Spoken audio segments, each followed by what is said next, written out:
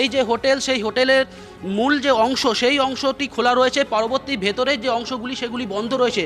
ভেতরে ক্যামেরাম্যানকে দেখাবো, অনুরোধ করবো, ভেতরের যে পোর্শনটা সেটা দেখতে পাচ্ছ ছড়িয়ে ছিটিয়ে কিন্তু সমস্ত জিনিস রয়েছে, একাধিক ঘর।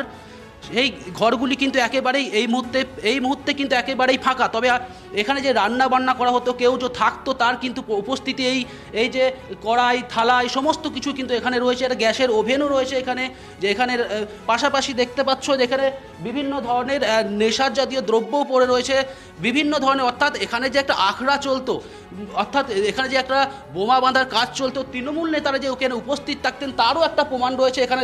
দেখাতে বলবো, এই যে ছাতা দেখতে পাচ্ছ টিএমসিপির যে ছাতা, সেই ছাতাও কিন্তু এখানে বান্ডিল করে বেশ কয়েকটা ফেলা রয়েছে। অর্থাৎ তৃণমূল কংগ্রেসের যে যোগ এই হোটেলে রয়েছে সেটাও কিন্তু একেবারে স্পষ্ট। পাশাপাশি এই বাবু দাসের এই হোটেলে কিন্তু যে বোমা বাজার কাজ, পুলিশ যেটা নিজে বলছেন, এসডিপিও বলছেন যে বোমা বাঁধা হচ্ছিল। সব মিলিয়ে এখন দেখার বিষয় যে এই তৃণমূল নেতার বিরুদ্ধে পুলিশ কী ব্যবস্থা নেয়। পাশাপাশি বিরোধীরা ইতিমধ্যেই সুর চড়াচ্ছেন যে কেন বাবু দাসকে গ্রেপ্তার করা হচ্ছে না, বারবার তাকে কেন ছাড় দেওয়া হচ্ছে, নির্বাচনের কাজে এই বোমা ব্যবহার করা হতো এমনটা কিন্তু দাবি করছে। হোটেলে একবার দেখো না, হোটেলে দেখো না আর কিছু পাও কিনা। হ্যাঁ, একেবারেই যে ওপরের পোর্শনে কেউ রয়েছে কিনা সেটাও দেখার চেষ্টা করব।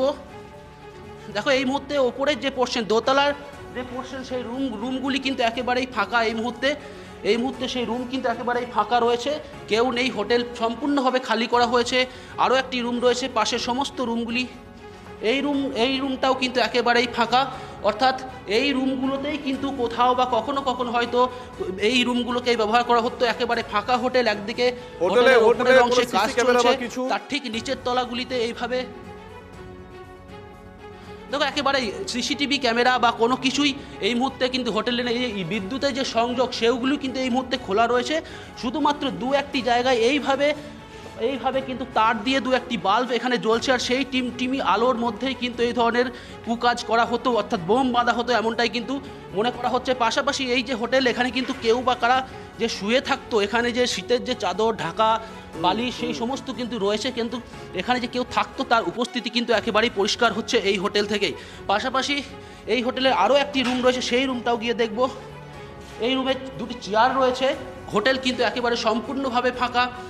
এই যে ফাঁকা রুমগুলোতেই এই কাজ করা হতো এমনটাই কিন্তু মনে করা হচ্ছে পুলিশের পক্ষ থেকে প্রাথমিকভাবে।